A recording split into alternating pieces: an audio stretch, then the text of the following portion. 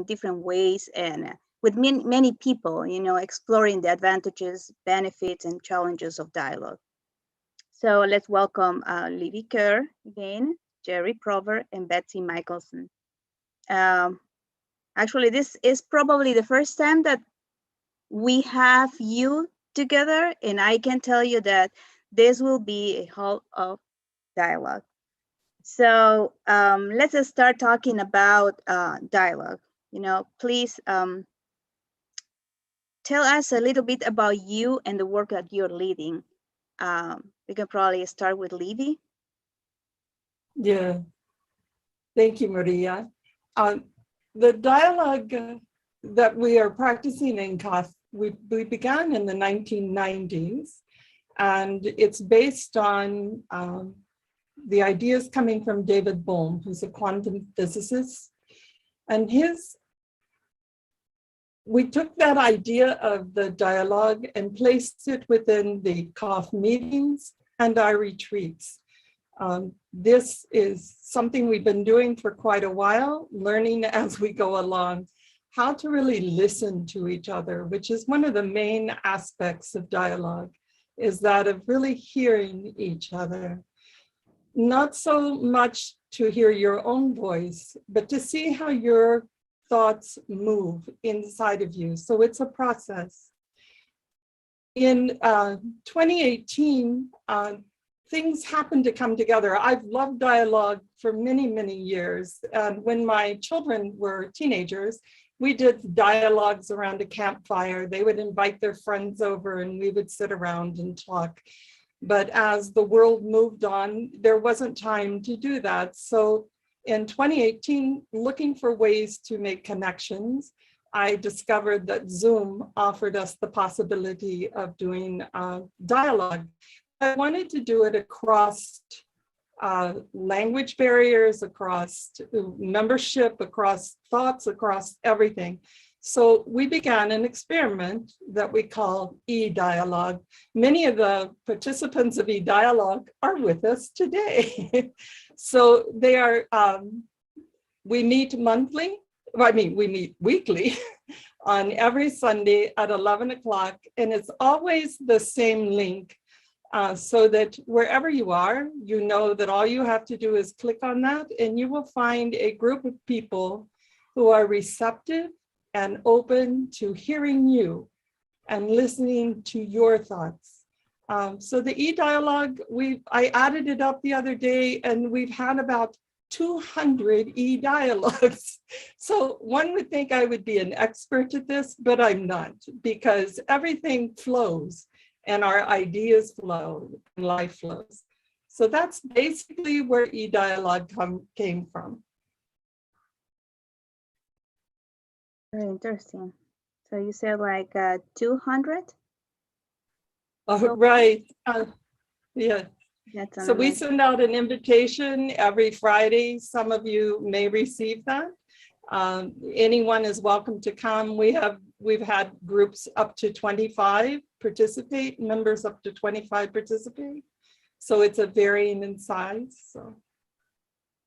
And a proof of commitment as well. So, and now we have Besty, who's working right now with Cafh Beyond Borders. Please, tell us about the work and how many dialogues you have. Well, first, I would be remiss to thank all of the persons present here who taught me dialogue by dialoguing with me over the years.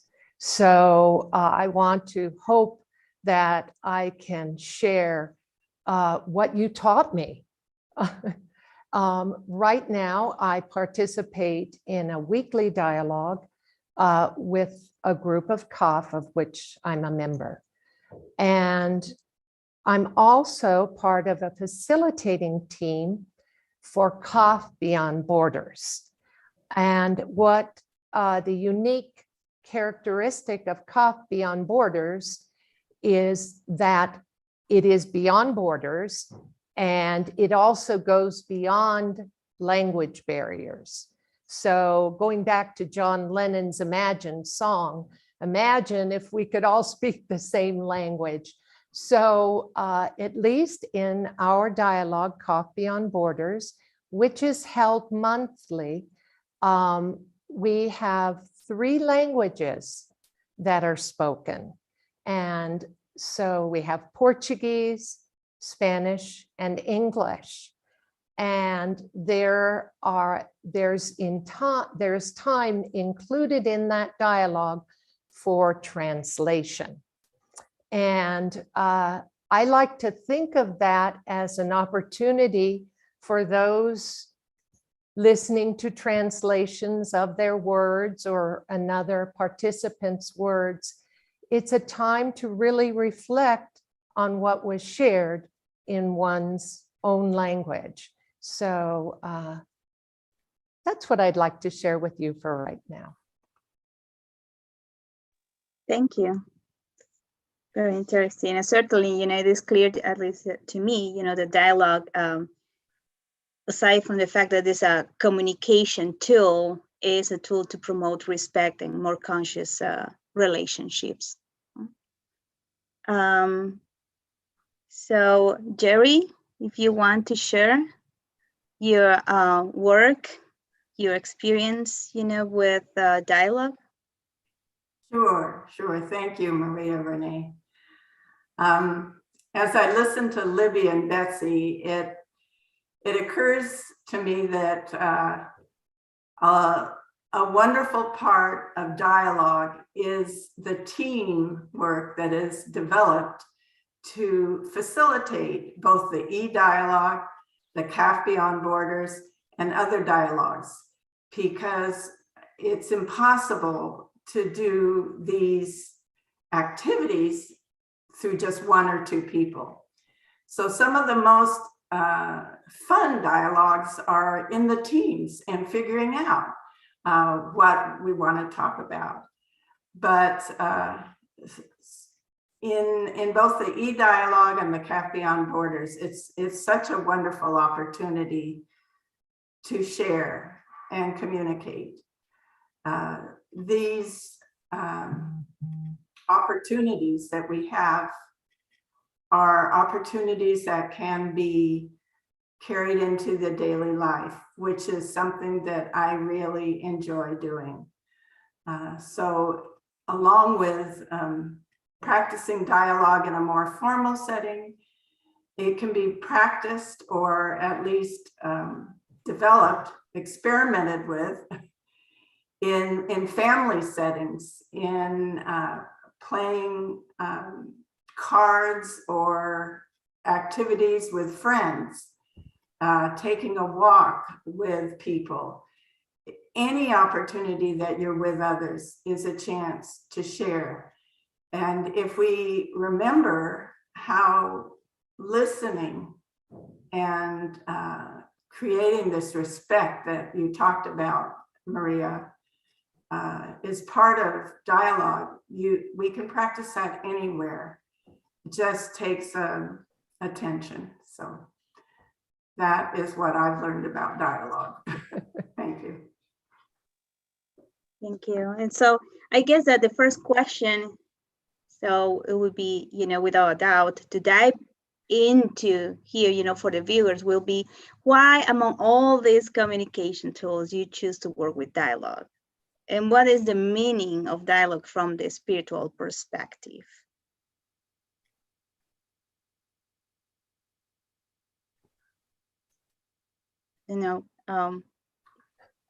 Libbie.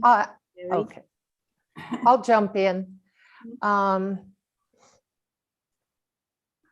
From a spiritual perspective, that's interesting. I would say we are in communication with everything, everywhere, at all times. We are united with everything that is. I mean, that's the broadest spiritual perspective that I can give to this. And the practice of dialogue is so important to me because I want to hear what everything is saying to me and connecting. And conversation is not always with something outside of me. I have a wonderful conversation going on at all times with myself. So the techniques of dialogue are that I practice with others, which involve silence, listening, suspending judgment, all these aspects of dialogue I can practice and ideally would practice at every moment. That is being able to be present, being able to be in this conversation with life.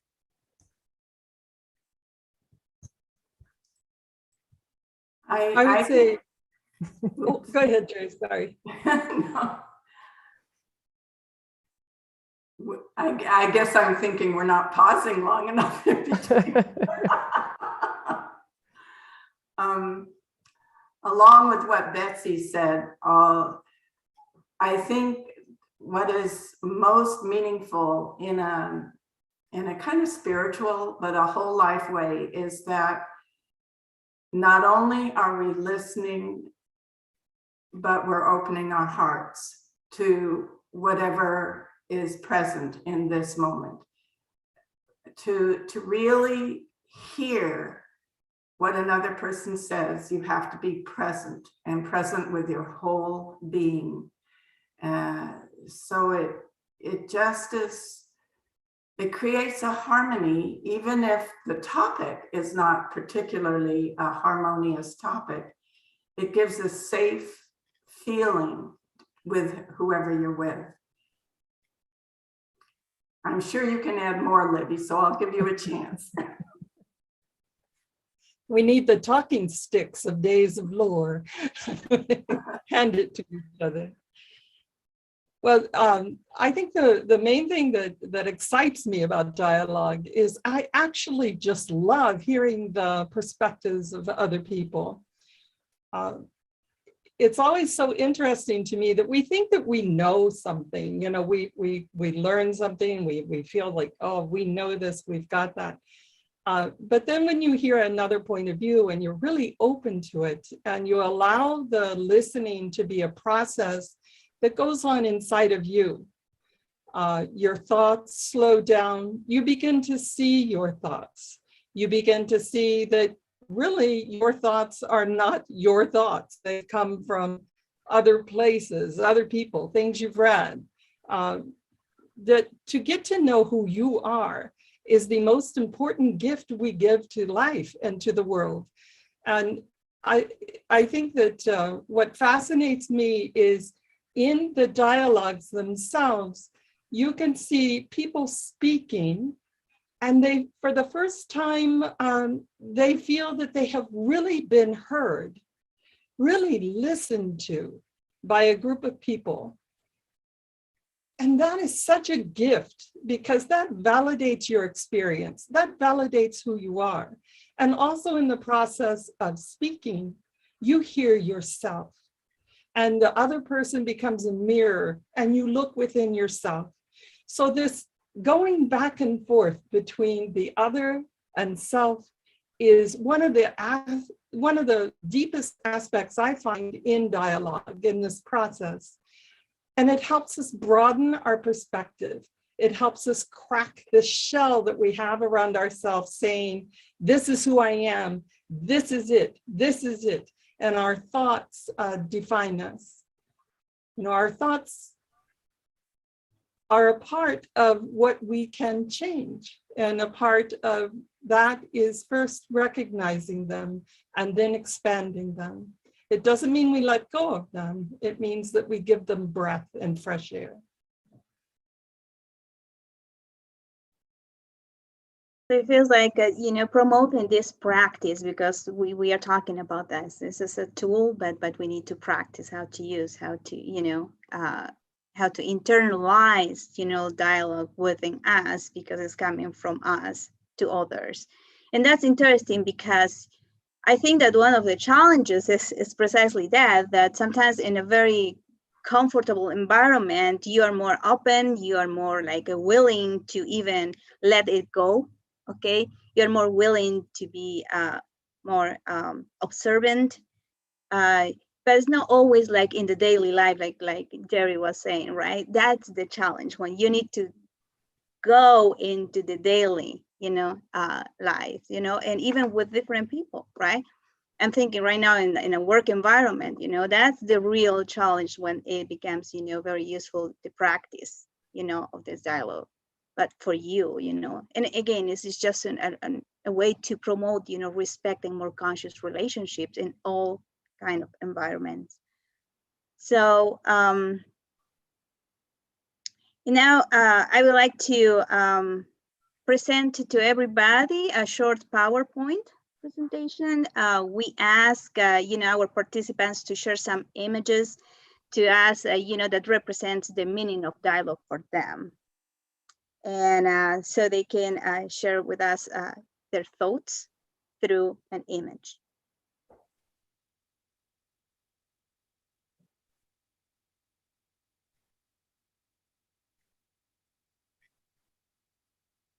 Jeri, you're first. I guess so. That's fine. We can move on to the first picture I chose. I wanted to develop this aspect of dialogue. Oh my goodness, I didn't, of daily life. And so this is our family, my husband, Walter, and our 4 children and our dog, as we started out many, many years ago.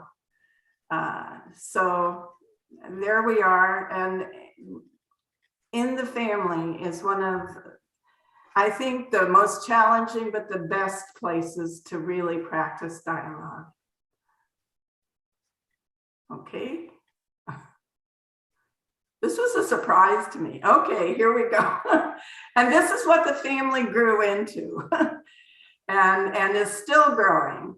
But we have lots of wonderful activities together and celebrations with our dogs, with our family, our grandchildren, our children. And it's a wonderful opportunity just to share, to listen to each other and to share. So no matter how many activities or celebrations, or if it's a birthday party or a Labor Day weekend or whatever it is, it's a chance to practice this exercise of dialogue that is really a living exercise when you're with a group of family and friends.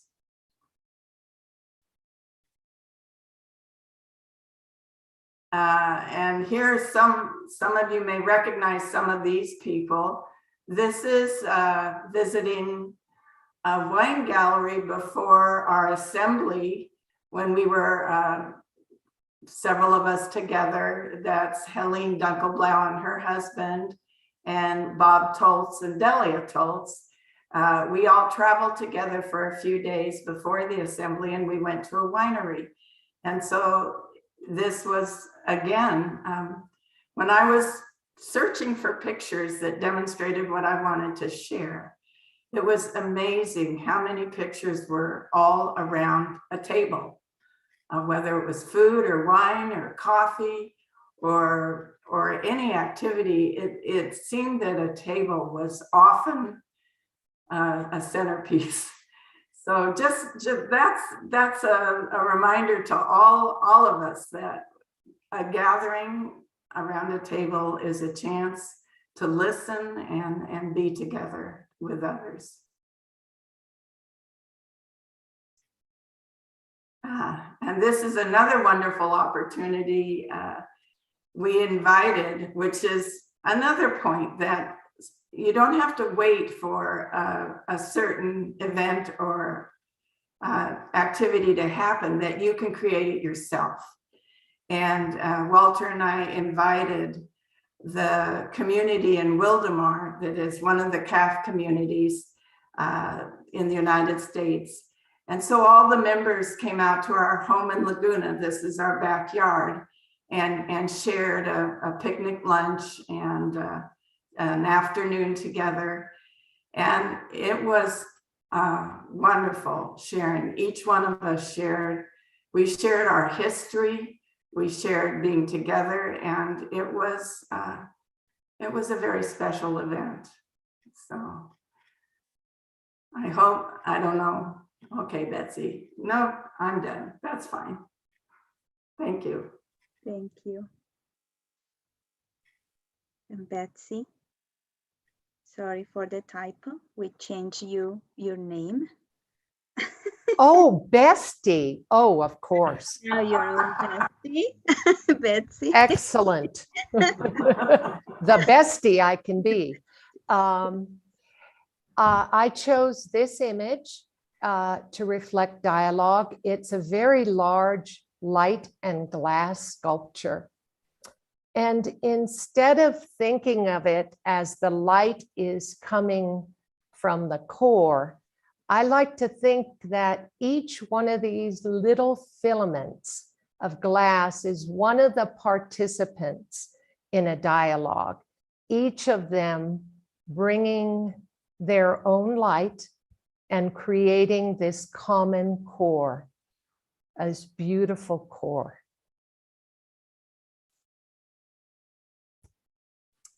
So I chose this picture because it reminded me that I am talking with people all the time, whether they're there or not.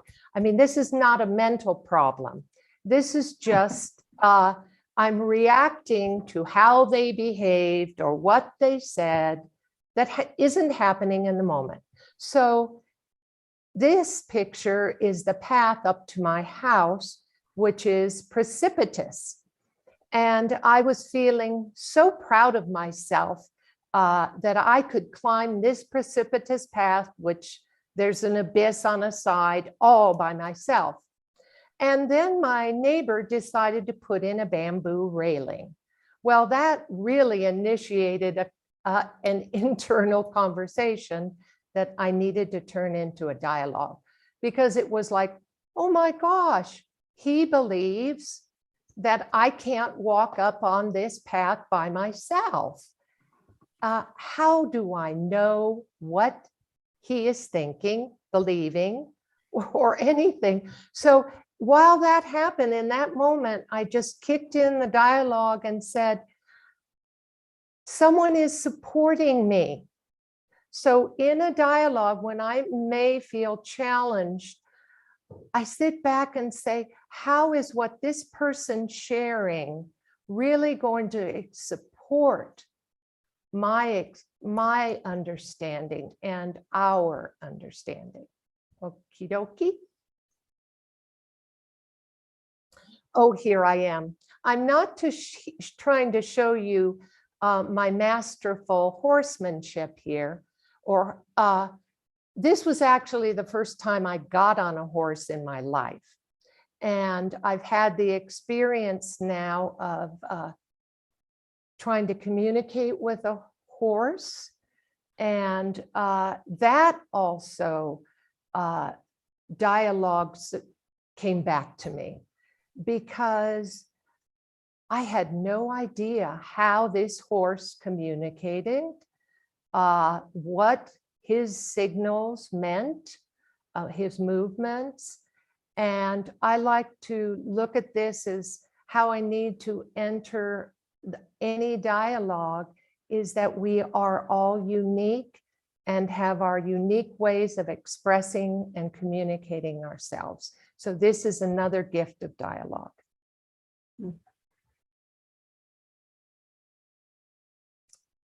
And My last picture is I am with my stepmother who passed from Alzheimer's. And this was the last time we were together. She was speechless.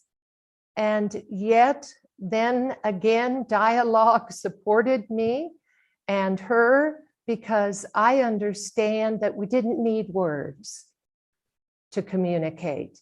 And a lot that happens in dialogue, I think, is beyond words. But there's another aspect of this picture. We aren't the whole picture. We're on the side. And I always have to keep in context that I'm just part of a bigger picture, and that is what dialogue supports. Thank you. Oh, okay, goodbye, Besty. Wow, that sneaked in. Proving patience. Libbie. Yes, there I am with my trees. Next picture.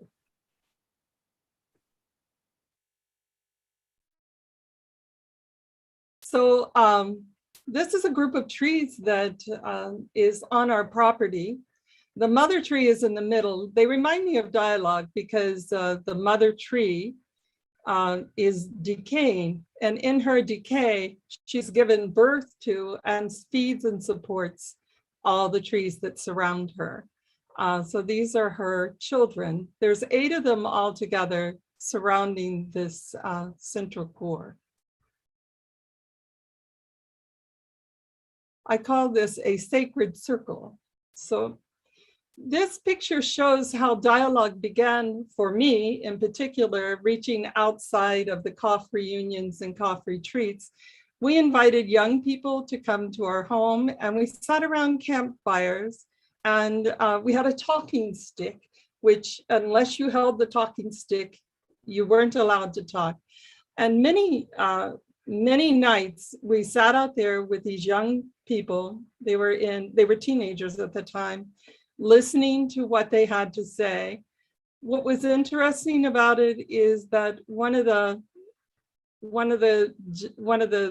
young men at one point told me that he learned more from the silence, being in a group of his friends, and the silence that led between the talking, that he learned more about that and about himself than during the talking periods. So they brought the topics to us, and we would sit around and really listen to them. So next. David Bohm talks about the spiral. And as you can see, the spiral, there is a central point that is the beginning. In Cafh, we say that is us, our individuality, at least that's my understanding. So I am like the center of my thoughts and ideas. And as I make room for others, and as I allow my own limited self to expand and grow, it spirals, it creates a spiral. And as you can see in nature, spirals are everywhere.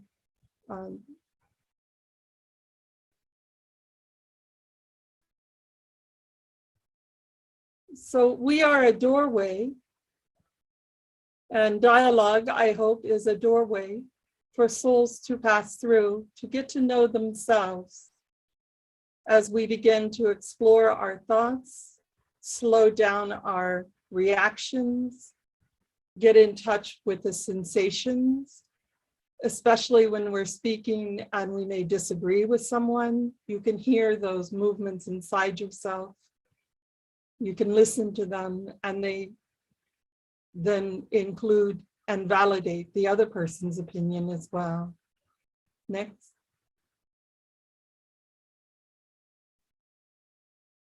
So these are images of Zoom meetings, and also images of outside of a window. Each of us has our own perspective. So each of us here in this meeting, if we were to describe what is behind us or what is in front of us or what is outside our window, it would be unique. But if you put them all together, you would begin to see more the whole of the earth. The thing I love about Zoom is that you are included in the picture. So different from a lot of conversations, this includes you within the whole. Next. And when you spread your horizons, instead of it being about me and you, agree and disagree, and a definition only of what I see, we begin to see the whole of the horizon. We begin to see that it's not a straight line, that it is indeed a world, and we are all together within it.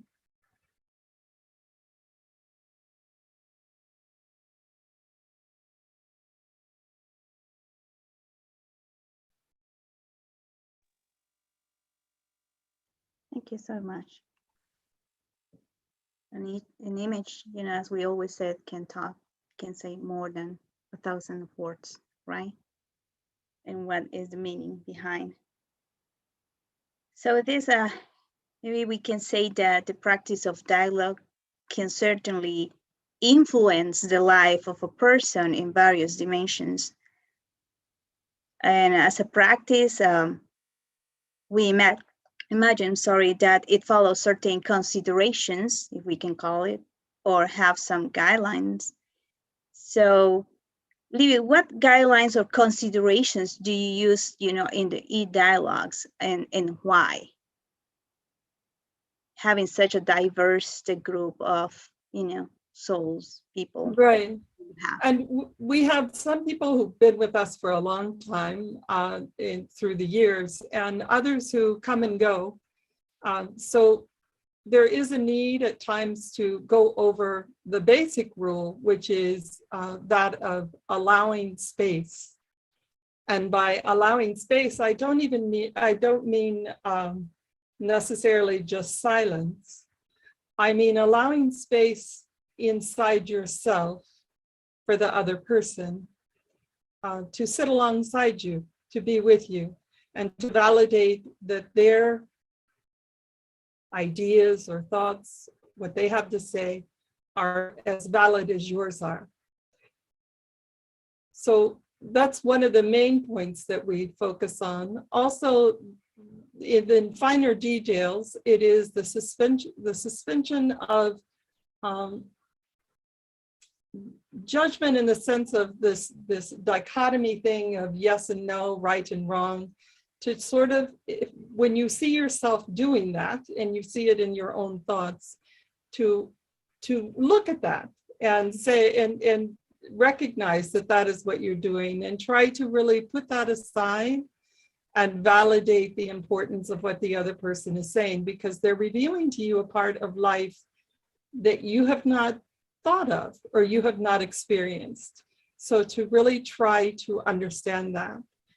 One of the main points, I think, of the e-dialogue is that we try to create a safe space for everyone to feel comfortable saying what they want to say.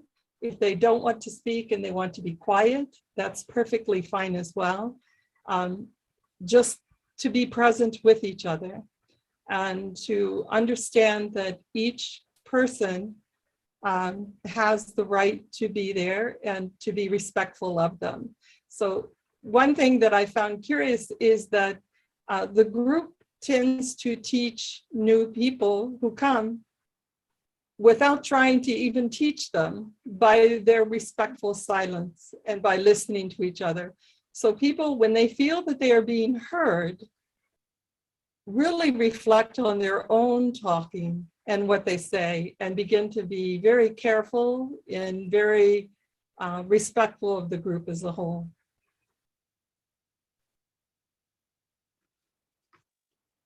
It's almost like, I feel like the expansion of the consciousness that we were mentioning at the beginning, right? That to promote this space of respect and more conscious relationships, but at the same time, it's coming from you, how you grew within you, that concept, in order to just expand it to the group, and it becomes a conscious, within the Right. group.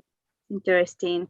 And So this, Betsy, makes me, I can imagine that like Libbie and Cafh Beyond Borders, because you have, of course, different group of people here with you, sharing with different perspectives and with their own vision, in regards to these guidelines, or, if you want to call them considerations, can you share those, how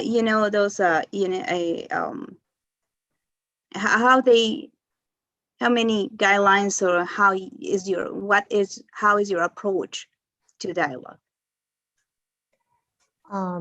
Well, Cafh Beyond Borders, the participants in that dialogue are all members of Cafh and have a group they meet with regularly and use the tool of dialogue. So in Cafh Beyond Borders, there is not any introduction or management of guidelines. What I would say that we do have is a 2 minutes of silence before we start. And that's a sort of little guideline. And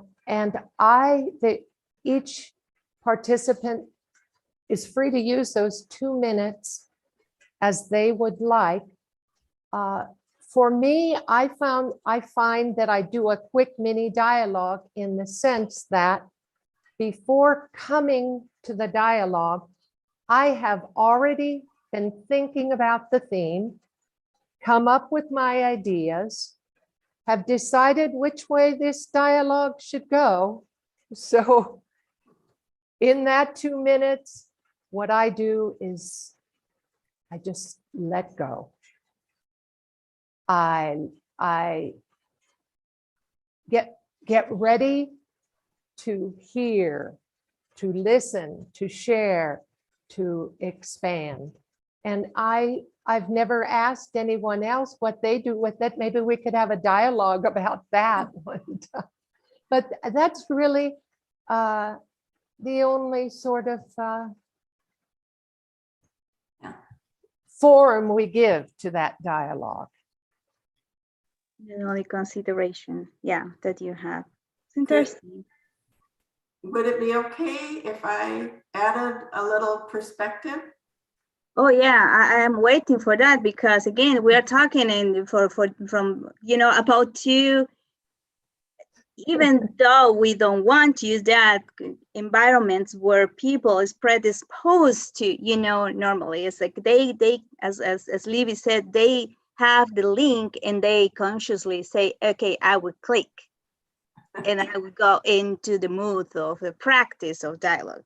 Now we're talking about the daily life, where, thinking in your pictures that you share with us, family, and then thinking in teenagers, I want to hear about that, the non-judgment. Well, I wanted to give a little perspective on the Cafh Beyond Borders and add to what Betsy had said first, if that's okay, because this is a space in which at least two languages are concurrent with each other. So for me, I only understand English. So after a comment is made in English that I can listen to, then we have one or two translators that translate the comment into Spanish. So it provides a natural space for me, because I don't understand Spanish. I can continue to reflect on what the comment was in English. So I don't know if I'm making myself understood, but it slows down the dialogue because there's two languages, but it gives a rich environment for reflection at the same time. So I think that's an important aspect of Beyond Borders, because you don't want the dialogue to go on too much longer than 1 hour, because it's hard to listen.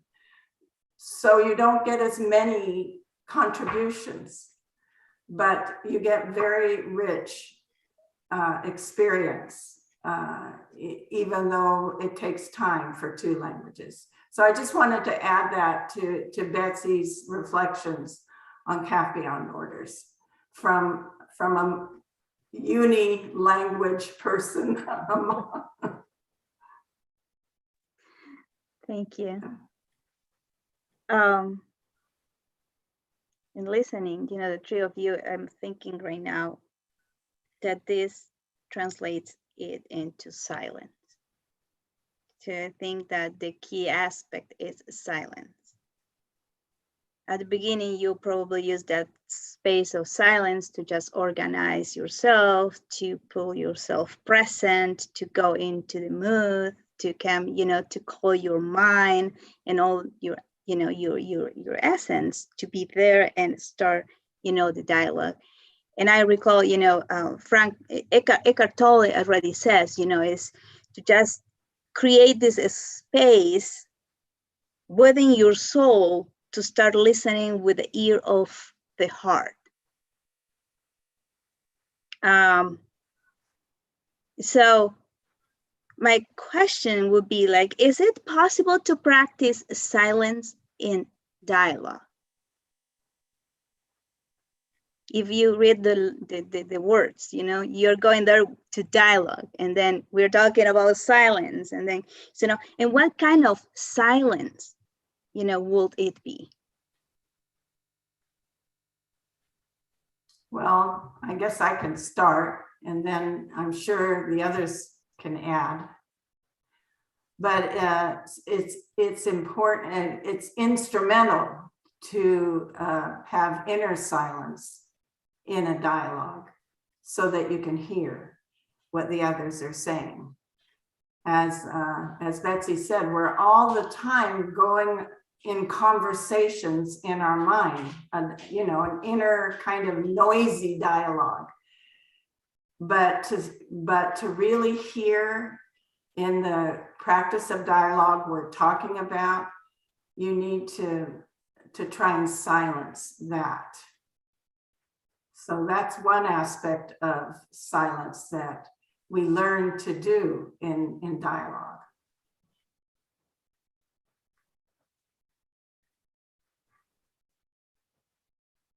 I would say with the e-dialogue, one of the most difficult things sometimes for us to do is to create that silence, mainly because as communicators, we feel that any silence means that it needs to be filled up with something. But learning how to do that, learning how to simply be present and to really listen to each other is one of the main aspects, of course, of dialogue. As you can tell, you have to be aware of the other people in the group so that you don't step on each other's words. So that's one way of establishing the silence. And interestingly enough, it's a fairly natural flow within the e-dialogues. Even when we have 20, 25 people, there is the ability of people to wait their turn. And I don't think it's one of anxiety. I think it's one really just of paying attention and waiting for that moment in which they feel a need that they can add to the conversation. Silence to me in many respects means to create space. And we create space in our hearts, we create space in our minds, and we create space in the way we live when we don't resist and we're simply accepting and we're permeable and life can permeate us. We're not this hard outer shell, but we are permeable to life and to each other.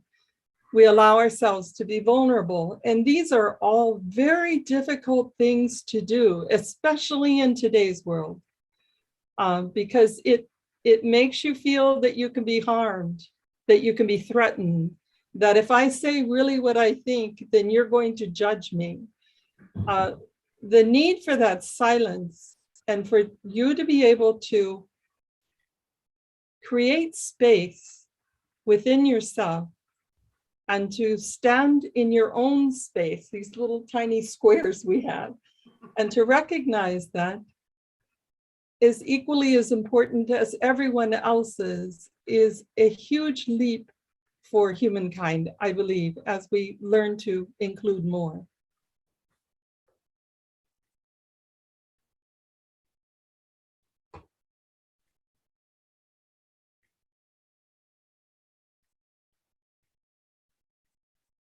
It's almost like within this space, you are able to finally start releasing your layers, right?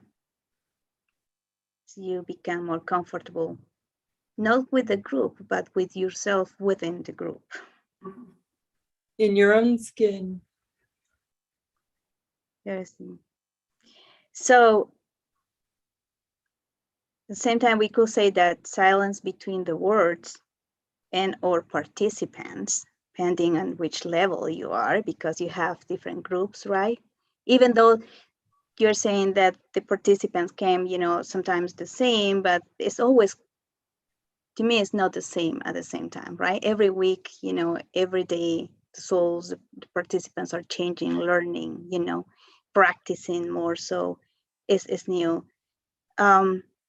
Gives the possibility of connecting with the most essential message of what was expressed, in the moment of the dialogue. And this is connected at the same time with the importance of choosing the topics, to me. Because it's a whole process, okay? Even though you start with a process, could be you are building the process as you go into dialogue.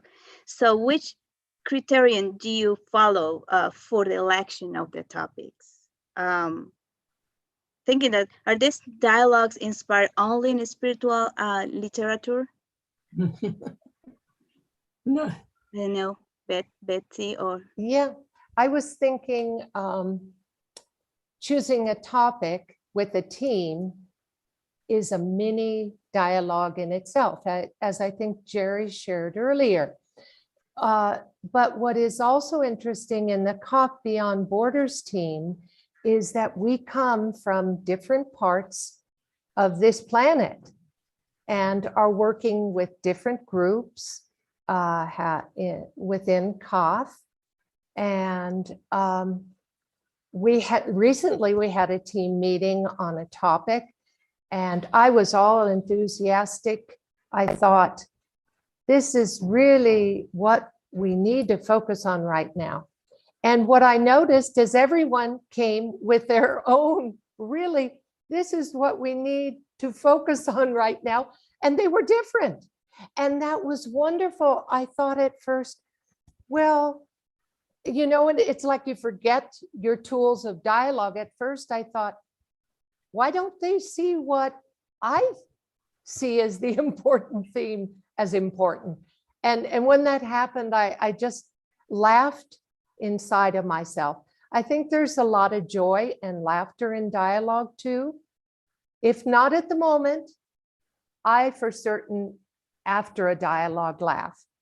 And that our most recent team meeting, though I did share with someone else my frustration, I finally got perspective and said, well, this meeting was the very essence, just choosing a topic. We engage in dialogue because we are all bringing in what we really value, what we'd like to see explored. And it's not the same. I loved Libbie's image of the window, and And I actually, at the moment, I thought, I wish I could look out your window right now. And I meant the physical one, but I was looking out of your dialogue window. So that's how we do it. And I'm very grateful for those moments.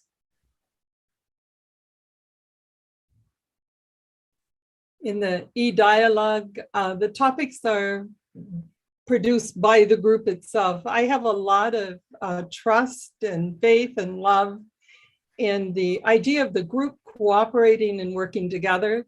So suggestions are sent to me. They're put in this little little envelope that says, I have secrets. And I will pull them out, and we will have 3 topics, which we do a poll, and which is one of the advantages of Zoom. Zoom has polls you can use. So we do a poll and we simply vote on it. People send me dialogue topics. Some of them can be, one word, like we've done a dialogue on death. We've done dialogues on such a wide range of things that I couldn't even go through them all, the 200. We have done quotes. We've also used just a phrase or two. In the beginning, we used Jorge Waxenberg's book, Living Consciously, which was a good starting point for us to experiment and learn how we're going to go about doing the dialogue. We felt that it needed more structure, so I would send out a chapter, people would read the chapter, and then we would get together and talk about the chapter. Then others suggested that we just do a topic, just pick a topic. Since in all honesty, the topic is not the important piece, it's the process. How do you respect other people? How do you look into yourself? How do you manage being a part of a collaborative group? Because that's what we're learning to do. We're learning to really come up with a common ground that we all sit on, regardless of our points of view, that we're all on the same earth together. So the topics come from everyone, and I've got my grab bag.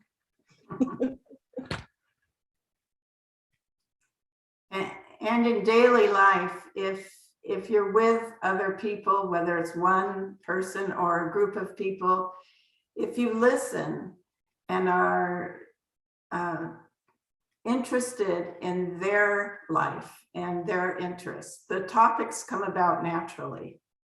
And so it really, like Libbie says, it's more about the people and the process and the interaction than it is about the topic.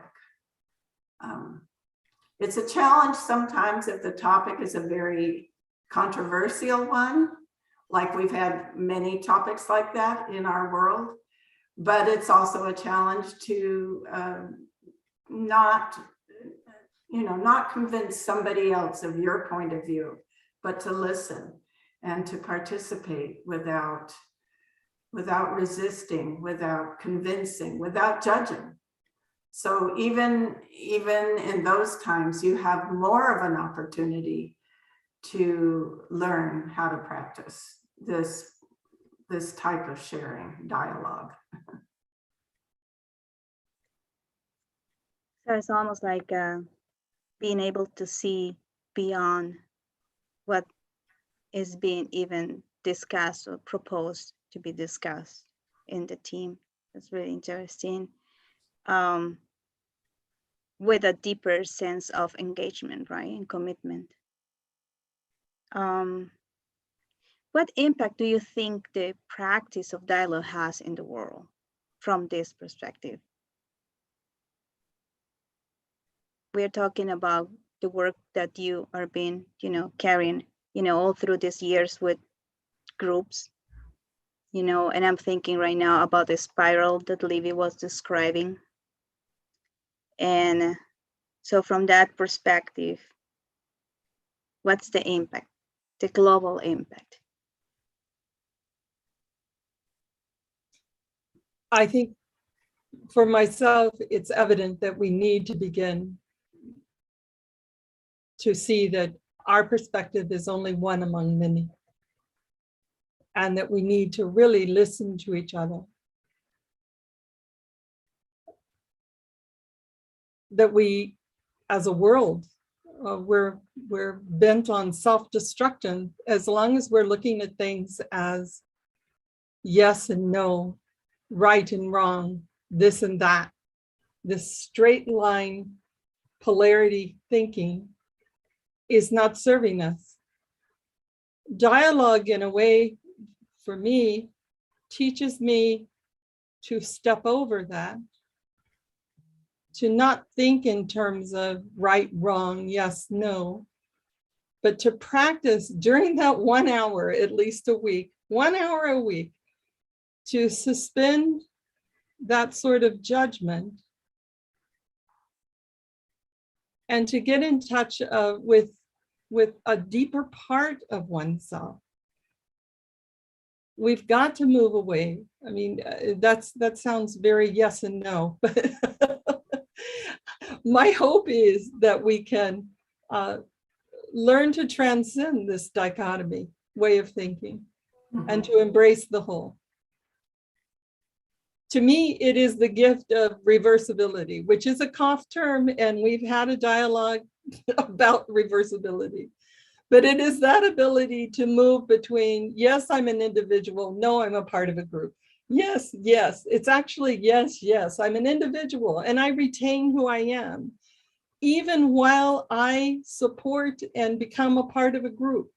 That individuality remains there. It's our spiral again. It's that spiral starts with you opening up and allowing. That's what begins the spiral. And hopefully, as those spirals go, they interconnect with each other. And in a small way, we change the world. Maybe in a bigger way than we realize. But in a small way, we do. And I know that.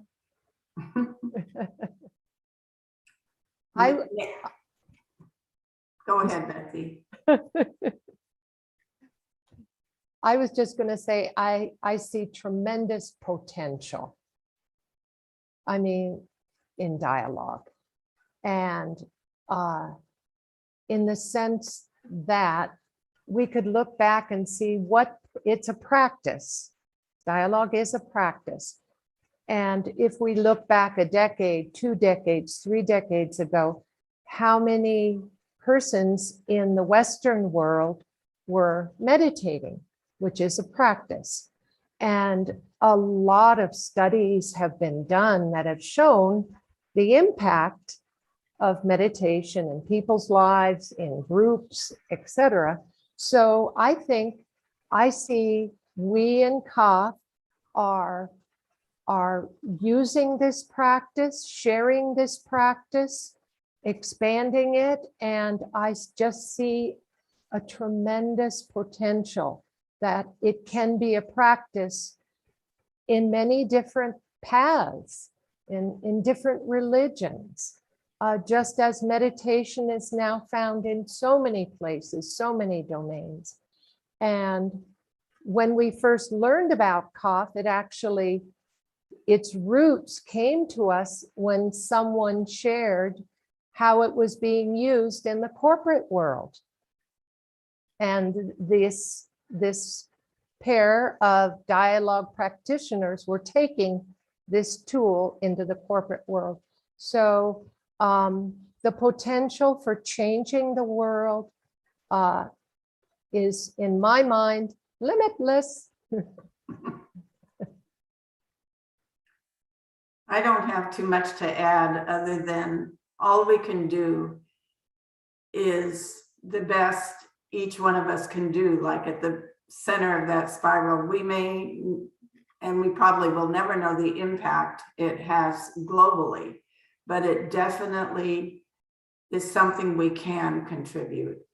And so that's all we can do, our best.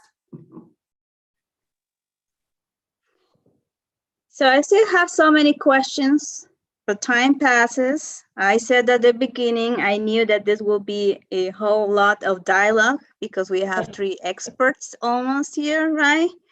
But time passes, okay?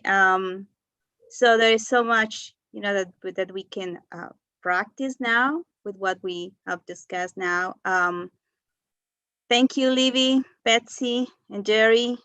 Thank you for sharing your time, life, and experience with us. And I hope we can do this again. I took notes about the words that you can probably use in your future dialogues that we discuss. And I would just take, a few seconds to read for you. We talk about conscious relationships, awareness, silence and its meaning, openness, listening to who, flexibility, reversibility, and individuality. So there you have, that's what the words that we use, potential, topics. So now let me turn it back to Jorge.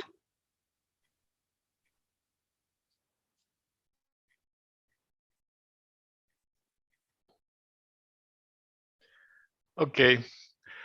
First of all, the Living History team would like to thank the Divine Mother for the privilege of being here today to share this moment in our lives. We thank Libbie, Jeri, and Betsy for sharing with us a little bit of their life experiences, enabling the expansion of our comprehension of dialogue as a tool for spiritual unfolding, for their kind accompaniment to so many souls through their dialogue groups. We also want to thank the spiritual director of Cafh, Ana Cristina Flor, whose support makes this project possible, as well as the amazing team of Living History members who have volunteered their energy, time, and knowledge to bring us together for this event. We also thank everyone in the audience for your attendance, for your presence and interest. And mark your calendar. Our next Living History of Cafh interview will be on Sunday, June 26. We would like to remind you to fill out the evaluation form to give us feedback on this interview. All you need to do is click the link provided in the chat. Also, those who want to leave a message for Libbie, Jeri, and Betsy can do so now